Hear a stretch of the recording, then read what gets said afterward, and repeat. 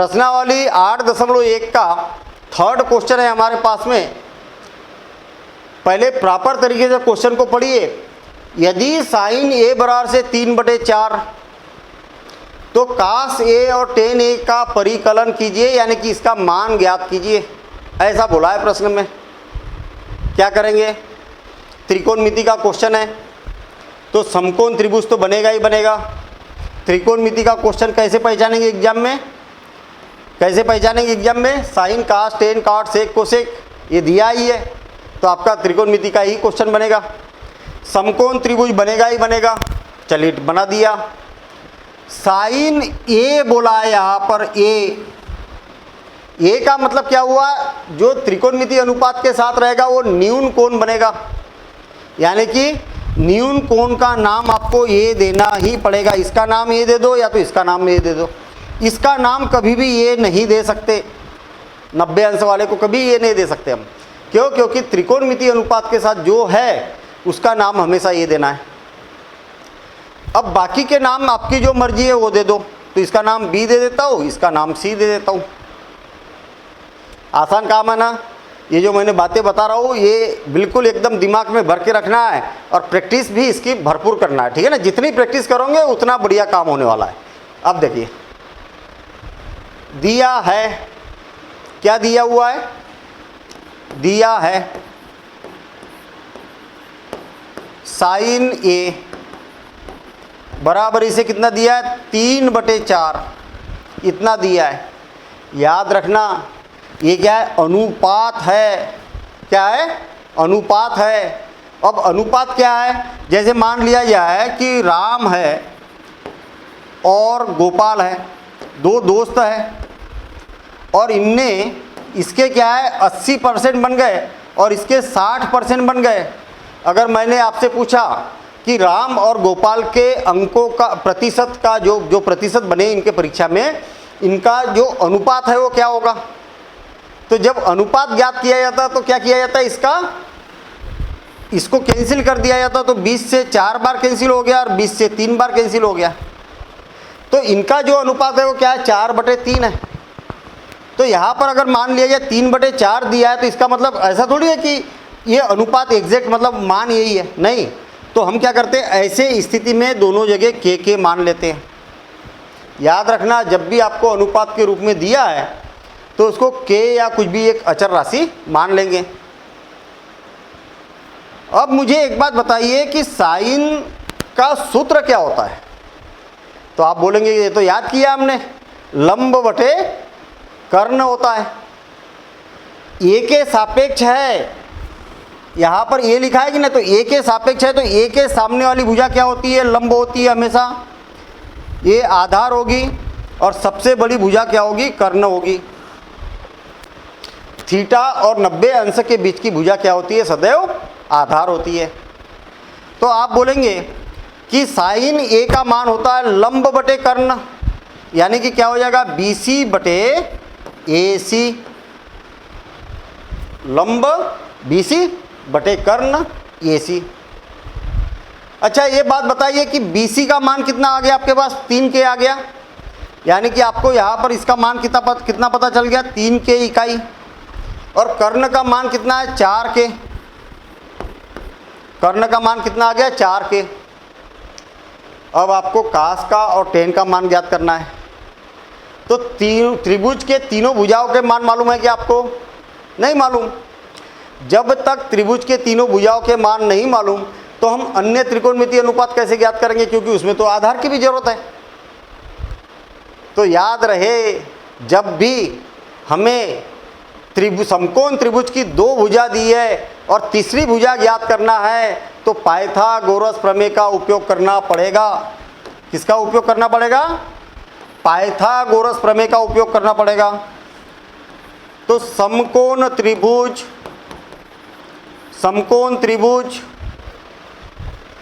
ABC में इस समकोण त्रिभुज की बात करते हैं। पाइथागोरस प्रमेय से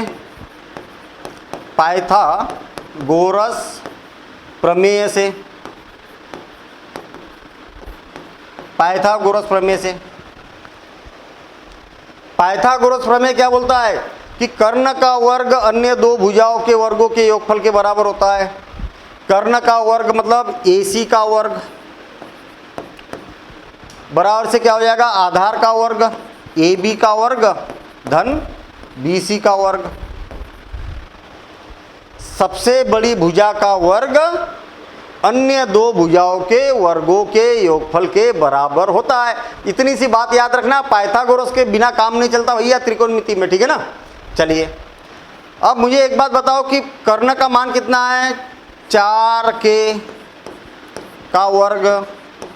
AB का मान कितना है, तो AB का मान तो हमें ज्ञात करना है, AB का मान थोड़ी मालूम है हमें। और BC का मान कितना है, 3K, तो 3K का स्क्वायर ये हो गया, तो ये हो गया 16K का स्क्वायर, 16K स्क्वायर। AB का मान नहीं मालूम और ये हो जाएगा 9K स्क्वायर। AB का मान ज्ञात करना है तो ये 9K का वर्ग इधर आने दो, ठीक है ना, उसका इसको इधर आने दो। तो 16K का स्क्वायर माइनस 9K का वर्ग बराबर से AB का वर्ग। और मुझे एक बात बताओ कि इसमें से इसको घटाएंगे तो कितना होगा, 16 में से 9 को माइनस करेंगे तो कितना होगा, तो आप बोलेंगे कि 7K का वर्ग होगा और बराबर से AB का वर्ग। और AB का वर्ग बराबर से क्या होगा, AB का वर्ग यानी कि AB बराबर से क्या हो जाएगा, वर्गमूल 7K का वर्ग। क्या किया मैंने, दोनों पक्षों का वर्गमूल ले लिया तो इधर वर्गमूल से वर्ग हट गया और इधर ऐसा आ गया। ये धन ऋण होता है, याद रखना। लेकिन हम यहाँ पर ऋणात्मक क्यों छोड़ रहे हैं, वो इसलिए छोड़ रहे हैं क्योंकि हम भुजा की लंबाई ज्ञात कर रहे हैं और भुजा की लंबाई कभी भी ऋणात्मक नहीं होती है। तो ये क्या हो जाएगा, AB बराबरी से वर्गमूल 7। भाई 7 का वर्गमूल तो निकलता नहीं है, 7 कौन सी संख्या का वर्ग है, नहीं है। और ये क्या हो जाएगा, K का वर्ग, मतलब वर्ग से वर्गमूल हट जाएगा K। तो हमारे पास में आ गया इसका मान वर्गमूल 7K, इतना आ गया। मतलब अब हमारे पास में तीनों भुजाओं के मान पता चल गए। इसका मान 3K है, इसका मान 4K है, इसका मान वर्गमूल 7K है।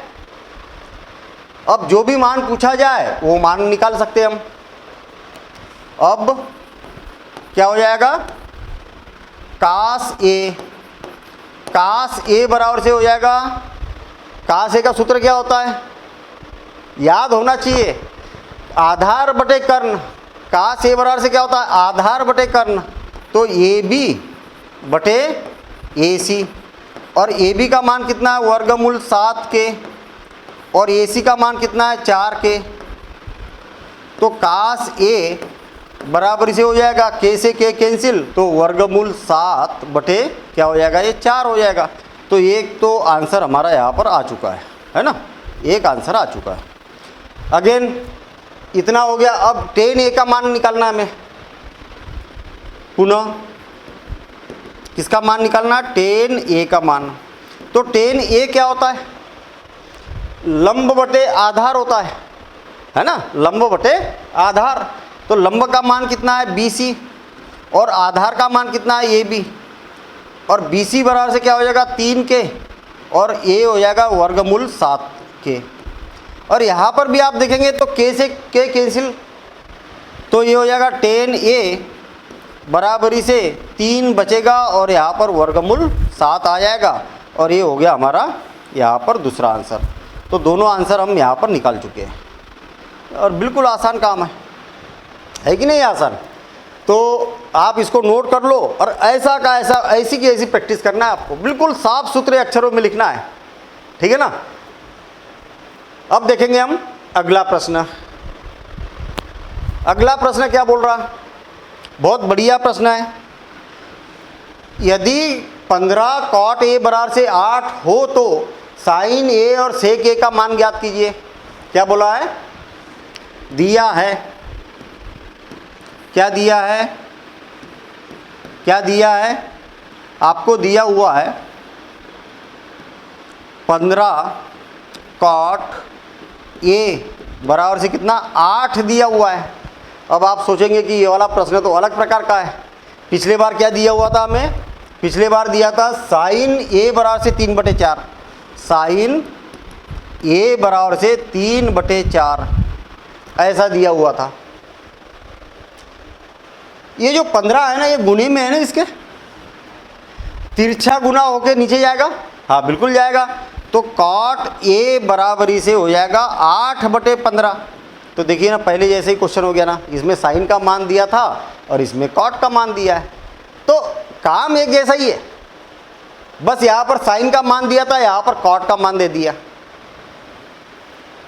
अब हम क्या करेंगे कि कॉट ए बराबरी से हम मान लेते कि 8/15 ऐसा मान लेते।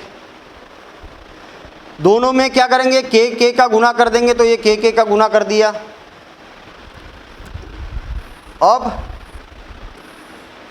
क्या हो जाएगा, इसको मैं ऊपर शिफ्ट कर देता हूं और एक समकोण त्रिभुज बनेगा। इसमें क्या बनेगा, समकोण त्रिभुज। क्यों समकोण त्रिभुज बनेगा भाई, त्रिकोणमिति कर रहे हैं तो समकोण त्रिभुज की ही बात की जाती है। समकोण त्रिभुज जब बनेगा तो यहाँ पर क्या लिखा है, ये लिखा है, त्रिकोणमिति अनुपात के साथ क्या लिखा है, ये लिखा है, यहाँ पर भी ये लिखा है और यहाँ पर भी ये लिखा है। तो ये या तो इसका नाम दो न्यून कोण का, या तो इसका नाम दो। याद रखना कि इसका नाम ये नहीं दे सकते, ये 90 अंश का कोण है। त्रिकोणमिति अनुपात किसके लिए ज्ञात किया जाता है, एक न्यून कोण के लिए ज्ञात किया जाता है, मतलब ए का मान ये होगा या तो ये होगा। जब इसका नाम ये दे दिया तो इसके नाम कुछ भी दे सकते हैं आप, ए बी सी ऐसे कुछ भी नाम दे सकते हैं। नाम में कोई बाउंडेशन नहीं है, आप इसको बी और इसको सी नाम दे सकते हैं। ठीक है, चलिए अब मुझे एक बात बताइए कि ये है ना यहाँ पर, तो ये न्यून कोण बनेगा, हाँ बिल्कुल। इसके सामने वाली भुजा लंब बनेगी, हाँ बिल्कुल सही बात है। ये क्या बन जाएगी, लंब बन जाएगी। 90 और थीटा के बीच की भुजा को ही आधार कहा जाता है, ये आधार बन जाएगी। और सबसे बड़ी भुजा जो होती है वो कर्ण होती है, तो ये क्या हो जाएगी, कर्ण हो जाएगी। कितना आसान काम है। अब देखिए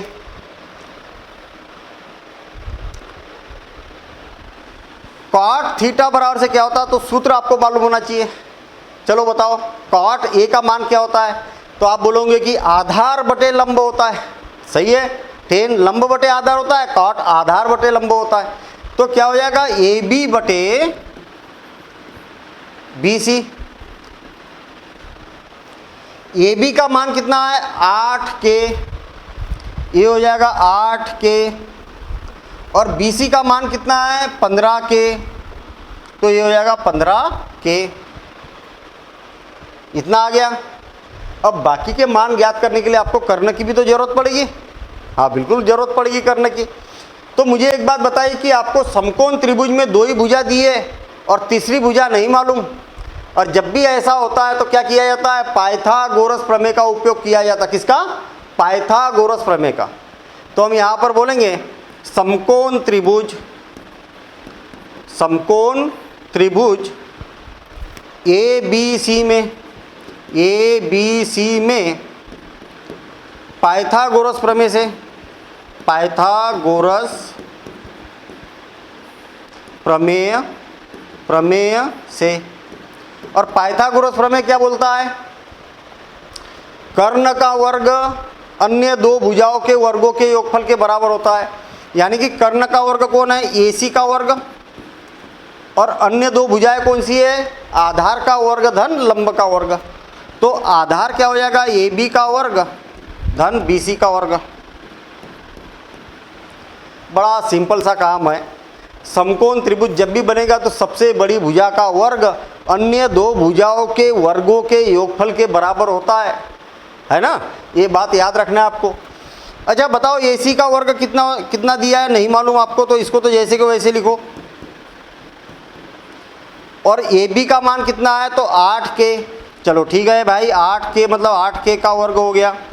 धन BC का मान कितना है, तो 15K, तो 15K का वर्ग। कई बच्चे क्या करते हैं, इसको K के रूप में नहीं लिखते हैं। भाई त्रिकोणमिति अनुपात है तो हमेशा K के ही रूप में लिखना है आपको। तो क्या हो जाएगा, AC का वर्ग बराबरी से 8 ही 8 64 और K का वर्ग धन 15 का वर्ग कितना होता है 225। अब आप बोलोगे कि आपको कैसे पता, अरे याद होना चाहिए आपको भी, कब कहाँ तक 30 तक का वर्ग याद होना चाहिए। 8 का वर्ग 8 8 64, 15 का वर्ग 225 होता है। अब देखिए इसको जोड़ेंगे तो 4 और 5 9 हो गया, 6 और 2 8 और 289 के का स्क्वायर, तो AC का स्क्वायर। तो AC का मान कितना होगा, वर्गमूल 289 के का वर्ग इतना हो जाएगा। दोनों पक्षों का वर्गमूल लेंगे तो ये धन ऋण भी आता है, लेकिन आपको ऋणात्मक नहीं लेना है, क्योंकि हम क्या कर रहे हैं अभी यहाँ पर भुजाओं की लंबाई ज्ञात कर रहे हैं। किसकी लंबाई ज्ञात कर रहे हैं, भुजाओं की लंबाई ज्ञात कर रहे हैं। तो भुजा की लंबाई जो होती है वो ऋणात्मक नहीं हो सकती। अच्छा 2 8 9 290 किसका वर्गमूल है, तो आप बोलेंगे कि 17 का वर्गमूल है, क्योंकि आपको याद है, और ये हो जाएगा के वर्ग का वर्गमूल के, और 290 का 17 हो जाएगा। तो AC का मान हमारे पास आ चुका है, यहाँ पर AC का मान आ चुका है 17 के। कितना आ गया 17 के। अब तीनों भुजाओं के मान पता चल गए। अब जो पूछा है वो पूछ लो, अब हमें तो मालूम है, इसके सूत्र मालूम है। अब साइन ए बराबर से क्या होगा, साइन ए होता है लंब बटे कर्ण। लंब बटे कर्ण मतलब BC बटे AC, और BC का मान कितना है 15 के, और AC का मान कितना है 17 के, और K से K कैंसिल, तो साइन ए बराबरी से 15 बटे 17, और ये हो गया हमारा एक आंसर। साइन ए का मान ज्ञात करने के लिए बोला था, साइन ए का मान ज्ञात हो गया। सेक ए का मान ज्ञात कीजिए, तो फिर से पुनः सेक ए बराबर से क्या होता है, सेक ए का मान कितना होता है भाई, तो आप बोलेंगे कि सेक ए जो होता है वो कास का उल्टा होता है, यानी कि कर्ण बटे आधार। कर्ण बटे आधार मतलब AC बटे आधार कौन है, AB। AC का मान कितना है 17 के, और AB का मान कितना है 8 के, और K से K कैंसिल, तो सेक ए बराबरी से हो जाएगा 17 बटे 8। K से K कैंसिल हो गया, और ये भी हमारा दूसरा उत्तर आ जाएगा। यही हमसे पूछा गया था, और यहाँ पर एग्जाम में भी आपको ऐसा हाईलाइट करना है, जो जो उत्तर है उसको हाईलाइट कर दिया करो आप, ठीक है ना। तो आप इसको नोट करिए। लिखने का तरीका बिल्कुल ऐसा ही होना चाहिए, एक के नीचे एक प्रॉपर साफ सुथरे अक्षरों में। अगर आप साफ सुथरे अक्षरों में नहीं लिख सकते तो आपको क्या करना चाहिए, अभी पहले थोड़ी सी स्पीड भले कम हो जाए चलेगा, अभी हमारे पास में टाइम है, एग्जाम बहुत दूर है अभी हमारे पास। अभी क्या करना है आपको, बिल्कुल साफ सुथरा और सही करना है, काटा पीटी नहीं करना है, इस बात पर ध्यान देना है। फिर धीरे धीरे स्पीड आपकी ऑटोमेटिक बढ़ जाएगी, और जब स्पीड बढ़ेगी ना तो तब भी आपका लिखने का तरीका ऐसे ही रहेगा, साफ सुथरा रहेगा बिल्कुल, ठीक है ना। क्योंकि जैसा हम प्रैक्टिस करेंगे वही काम हम एग्जाम में भी लिखेंगे। अगर आप रफ पर भी लिखते हो तो रफ पर भी बिल्कुल साफ सुथरा ही लिखना है। याद रहे कि यहाँ पर मैंने 2 पार्ट में किया है, इतना एक पार्ट है और इसके नीचे ये वाला आ जाएगा, और बगल में डायग्राम आपको बनाना है। जैसे ये लिखते गए उसके नीचे ये लिखना है, और बगल में इसको डायग्राम को बनाना है, ठीक है। अब देखेंगे हम अगला प्रश्न, इस प्रश्नावली के सारे प्रश्नों को हल करेंगे, ठीक है ना।